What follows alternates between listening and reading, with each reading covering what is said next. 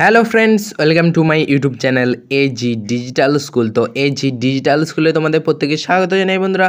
আজ আমি তোমাদের জন্য মহাত্মা গান্ধীর ছোট্ট একটি বাংলা জীবনী নিয়ে চলে এসেছি, তো দেখে নাও।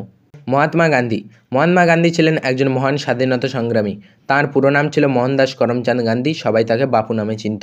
তিনি 1869 সালে 2রা অক্টোবর গুজরাটের পোরবন্দর গ্রামে জন্মগ্রহণ করেন। তার পিতার নাম ছিল করমচাঁদ গান্ধী এবং মাতার নাম ছিল পুতলিবাই গান্ধী। তিনি উচ্চশিক্ষার জন্য লন্ডনে যান এবং একজন আইনজীবী হিসেবে ফিরে আসেন।